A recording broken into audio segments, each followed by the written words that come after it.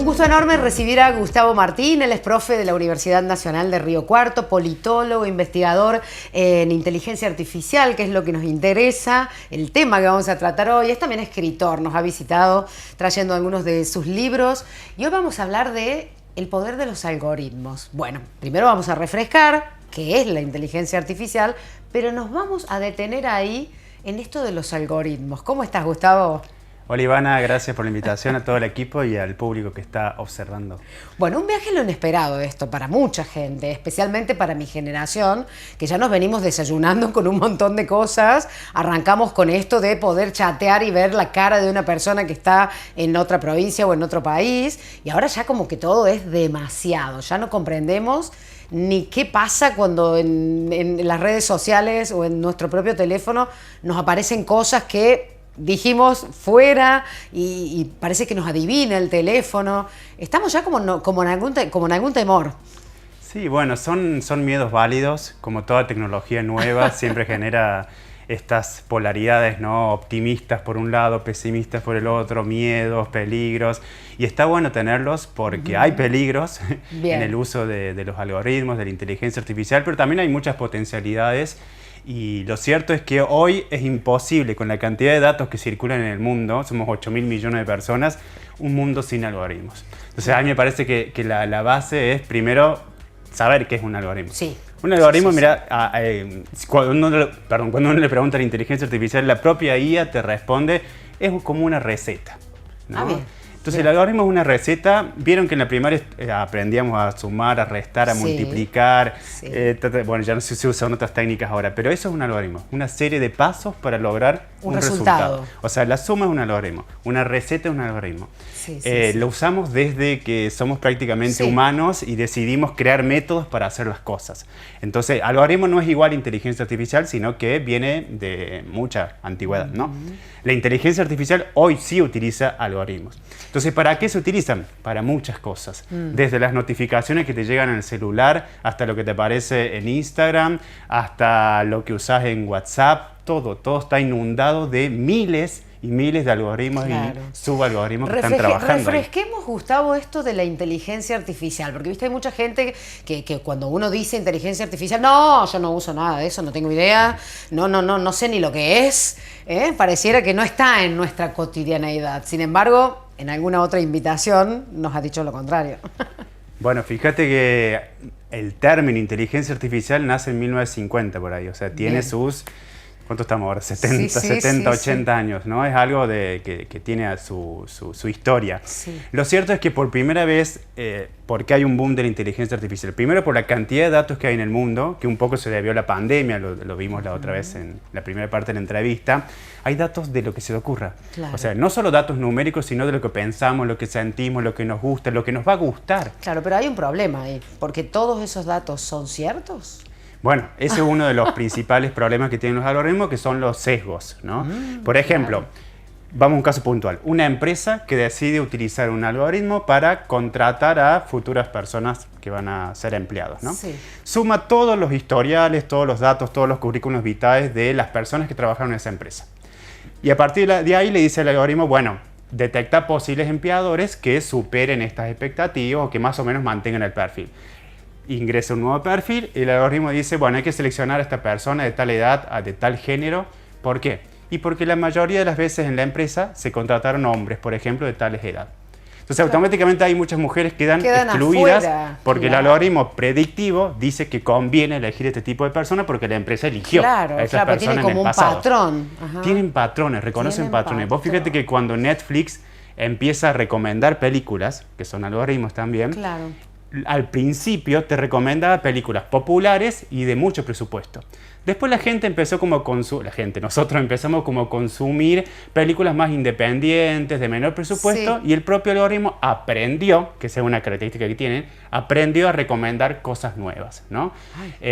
Facebook aprendió también, son algoritmos que constantemente aprenden. Claro, y se eso van ayornando con el cambio que va haciendo la propia sociedad, ¿no? Podemos enseñarles en ese caso, ¿no? Qué locura. Bueno, ahí está el miedo también de la gente, ¿no? Cuando dice, che, nos vamos a quedar sin trabajo, va a ser todo la inteligencia artificial. Hace poquito hablamos de estafas también que tienen que ver con la inteligencia artificial y con esto de los algoritmos También, por supuesto. Bueno, ahí diste un punto importante que es muchos de estos malestares o males de la IA existen antes de la IA. O sea, las noticias falsas, las fake news, existen antes de la inteligencia artificial. Las estafas existen antes. O sea, somos humanos y son cosas que ya existen, claro, y las vamos mejorando con las tecnologías. Pero nosotros les vamos dando la idea a la inteligencia artificial. O sea, cuando uno dice la inteligencia artificial, no, somos nosotros puestos ahí en todo lo que va reconociendo y, como vos bien decís, mejorando y empeorando, pero de lo que somos los seres humanos. Tal cual, tal cual. Por eso es importante enseñarles a los algoritmos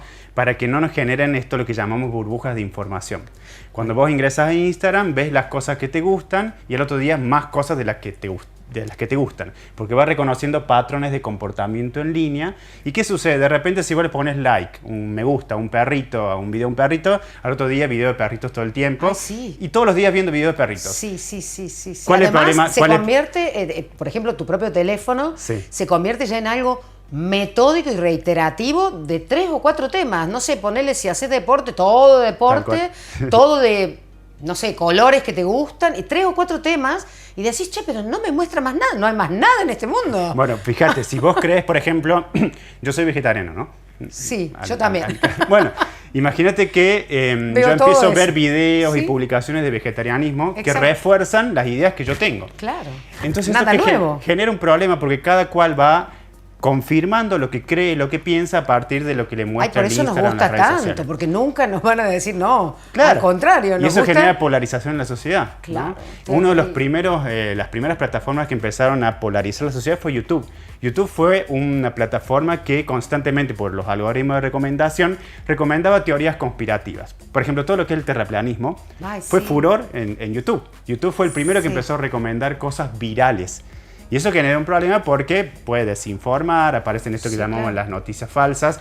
Fíjate que, por ejemplo, para ir a casos puntuales, ayer mi madre me preguntó cuándo iba a cobrar la jubilación. Entonces yo ingreso para ver los días de cobro. Automáticamente el otro día noticias de ANSES largó tal, pero noticias como muy, ¿cómo le llaman cuando son como muy llamativas? Muy disruptivas, así. Muy disruptivas, claro, que llaman tu atención porque es lo que vos ya crees y lo que estuviste buscando, ¿no? Entonces cuando una noticia es muy espectacularista, confirma lo que vos crees, tiene imágenes que están desfasadas del título, o ingresar al título y no hay nada. Bueno, corroborar las fuentes, es un diario serio, digamos, corroborar con otras fuentes, ver la fecha, por ejemplo. Hay ciertos elementos que podemos ir incorporando en la vida cotidiana para no ser comidos, ¿no?, por estos algoritmos que son de recomendación. Yo lo que quiero preguntarte, creo que es la pregunta que se hace la gente del otro lado, ¿no? A pesar de que esta inteligencia artificial nos domina en algún punto, ¿no?, y nos lleva por un camino, hay personas que están determinando para dónde vamos en ciertos aspectos. ¿Hay un manejo de esto que tiene que ver con la inteligencia artificial? Bueno, es el gran debate si hay de las teorías conspirativas por un lado o el desenvolvimiento del mundo. Los propios algoritmos lo que nos plantean es que nadie puede tener el control total de la información. Bien. Hay grandes magnates de la tecnología, sí, eso lo sabemos, pero que incluso ellos terminan siendo manipulados también por los algoritmos, ¿no? Vos imaginate, ayer estaba leyendo un libro de Yuval Harari, que lo recomiendo, que él decía, porque necesitamos lectura de verano, a ver cómo se llama Nexus, el libro. Nexus, anoten por favor. Harari se llama, es un profesor bastante reconocido hoy.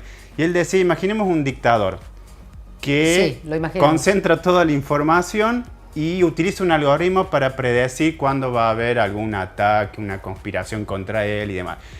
Ese algoritmo tiene toda la información de la ciudadanía, pero el propio dictador está sujeto a lo que le recomienda el algoritmo. Claro. Entonces imagínate que el algoritmo dice, bueno, Ivana, hoy, mañana está planeado un asesinato de ti, ¿no? ¿Qué hago? ¿Le hago caso al algoritmo?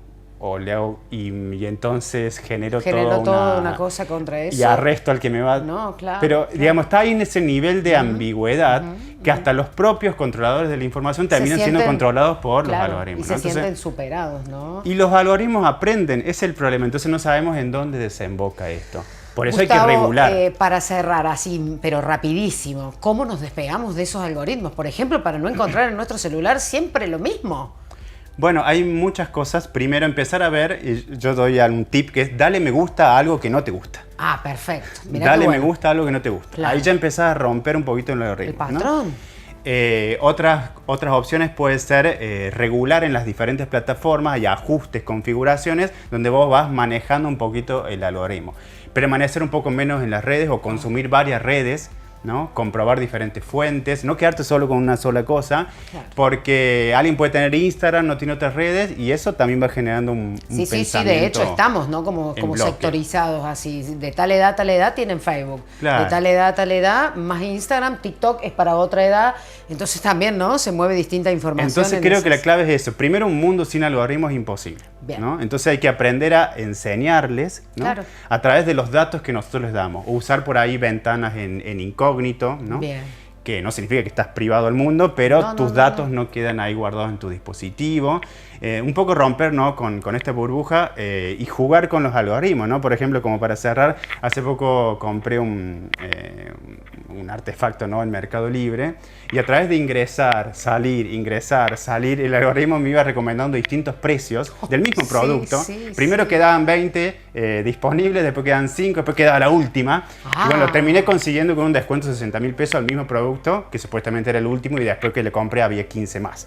Ah, claro. Entonces, sí, te manipulan terrible. te manipulan, pero bueno, vos podés de algún modo también manipularlos Manipularlos a ellos, poquito. y sí. Pero entender que no es una inteligencia humana, es simplemente la suma de muchos datos que encuentran patrones en esos datos y a partir de ahí te recomiendan. Para cerrar, por ejemplo, al principio mencionaste esto de nos escuchan. Sí. Yo siempre digo, Mucha no gente somos lo tan dice. importantes a nivel individual como para que nos escuchen. Lo que pasa es que son algoritmos predictivos. Si vos compras un celular, hay un algoritmo que dice, mira, todas las personas que compraron un celular probablemente compren una funda de celular o alguna otra cosita. Claro. Entonces yo te Recomiendo la funda la de funda celular. de celular. Y vos, es lógico que en esta conversación donde yo te cuento que compré un celular, mi acto seguido sea comprar La una funda. funda. Claro. Después yo ingreso al celular Y empiezo a ver fundas. y empiezo a ver fundas, Sí, tal ¿no? cual. Pero es porque vamos dejando muchas huellas que nos damos Sí, cuenta, ¿no? sí. Bueno, hacer conscientes también lo que hacemos es un paso fundamental y dejar un poco las redes y leer más libros y no sé, ¿no? Hacer un poco más de actividad física. Muchísimas gracias, Gustavo. La verdad siempre nos quedamos cortos con el tiempo, pero hay mucho más para hablar, así que te vamos a volver a invitar. Muchas y gracias si lo por vuelven la a ver, ya saben, entran a YouTube y allí cargamos las notas porque son re interesantes. Muchas gracias por tu visita. Gracias a todos.